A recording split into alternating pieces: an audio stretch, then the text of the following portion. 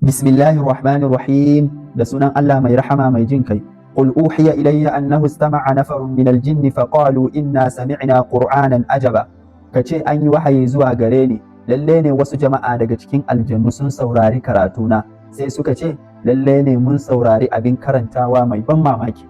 Yahdi ila rushdi fa amanna bih wa lan nushrika bi rabbina ahada. Yana shiryarwa zuwa ga hanyar kwarai, hanya ta shirya, sai muka yi imani da shi. Don haka ba za mu yi tarayya da Ubangijinmu ba har abada, ba za mu yi tarayya wa Ubangijinmu ba da kowa. Wa annahu ta'ala jaddu rabbina mattakhadha sahibatan wala walada, kuma lalle ne shi Ubangijinmu girmansa ya ɗaukaka, bai riki mata ba ko kuma ɗa. Wa annahu kana yaqulu safihuna ala Allah shadada, kuma lalle ne shi wawan cikinmu yana faɗin magana akan Allah wacce ta ketare haddi. Wa anna zananna an lan taqula al-insu wal jinnu ala Allah kadhiba, kuma lalle ne mu mun yi zaton cewa mutum da aljani ba za su faɗi karya game da Allah ba. Wa annahu kana rijalun min al-insi ya'uduna bi rijalin min al-jinni fazaduhum rahaka, kuma lalle ne shi ya kasance wasu maza daga cikin mutane sun kasance suna neman tsari daga wasu maza na aljanu, sai hakan ya kara musu girman kai. Wa annahum dhannu kama dhanantum an lan yab'ath Allahu ahada, kuma lalle ne su sun yi zato kamar yadda kuke zaton Allah ba zai turo kowa ba. Wa anna lamasna as-samaa fa wajadnaha muli'at harasan shadidan wa shuhuba, kuma lalle ne mu mun nemi hawan sama sai muka same ta an cike ta da tsaro mai tsanani da kuma yulaye na taurari. Wa anna naq'udu minha maqa'ida lis-sam'i faman yastami' al-ana yajid lahu shihaban rasada, kuma lalle ne mu mun kasance muna zama a gare ta a wuraren zama, duk wanda ya je sauraro yanzu zai iya samun yuli mai wato zai iya samun yuli wacce take jiransa. Wa anna la nadari asharrun urida biman fil ardi am arada bihim rabbuhum rashada, kuma lalle ne mu bamu sani ba shin sharri ne ake nufi da waɗanda suke kasa ko kuma ubangijin su ya nufe su ne da shiriya.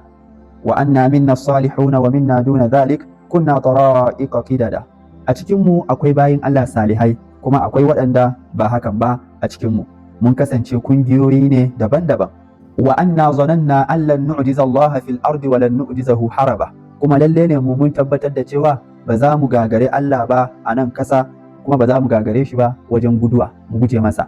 Wa anna lamma sami'na al-huda amanna bi faman yu'min bi rabbih fala yakhafu bakhsan wala rahaka, kuma lalle ne mu a lokacin da muka ji shiriya sai muka yi imani da shi. Duk wanda ya yi imani da ubangijinsa to ba zai ji tsoron nakasa ba, kuma ba zai ji tsoron zalunci ba.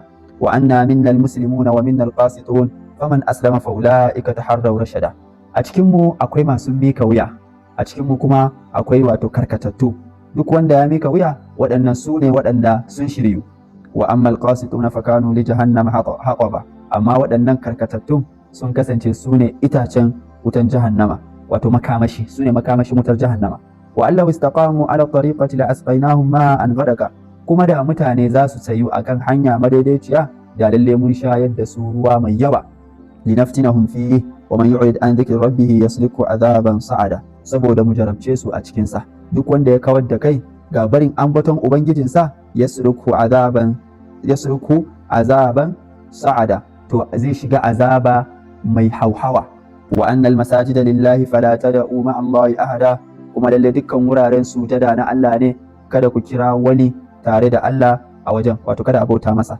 Wa annahu lamma qama Abdullahi yad'uhu kadu yakununa alaihi libada, kuma lalle da shi yayin da bawan Allah ya tashi yana ibada sun kusa su zama wasu akan wasu saboda cincirindo, sun kusa su zama wasu akan wasu saboda cincirindo a kansa. Qul inna ma ad'u rabbi wala ushriku bihi ahada, kace ni ina bautawa ubangiji na ne, ina kiransa shi kadai, bazan taranta shi tare da kowa ba, wato bazan hada shi ba. Qul inni la amliku lakum darran wala rashada, kace ni ba na iya mallakar wata cutarwa a gare ku ko kuma wani alheri na shirya a gare ku.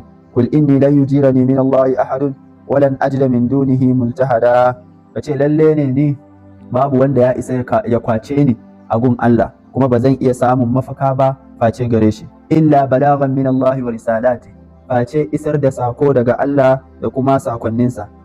Wa man ya'si Allah wa rasulahu fa inna lahu nar jahannama khalidina fiha abada, duk wanda ya saba wa Allah da manzonsa to za su shiga wutar jahannama, za su dawwama a cikinta. hatta idza ra'aw ma yu'aduna fasayalamuna man ad'afu nasiran wa aqallu adada. Har a lokacin da za su ga abin da an kasance ana musu alkawarinsa, a wannan lokacin za su sani man ad'afu nasiran wa aqallu adada, wane ne yake da raunin mataimaki, wane ne yake da karancin wato adadi na mataimaka.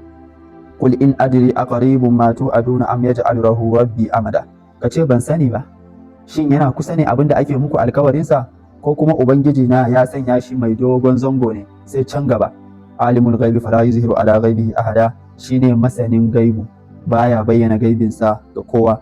Illa man irtada min rasulin fa innahu yasluku min bayni yadayhi wa min khalfihi rasada, face ga wanda ya yarda da shi daga cikin manzanni, domin mala'iku ne masu tafiya a gaba gare shi da kuma bayansa. Ya'lama an qad ablagu risalati rabbihim wa ahata bima ladayhim wa ahsa kulli shay'in adada, domin ya san cewa tabbas ya isar da sakon ubangijinsu, ya kuma kewayewa, wato ya san dukkan abin da ke tare da su, ya kuma kididdige su, ya san adadinsu kowane ɗaya bayan ɗaya.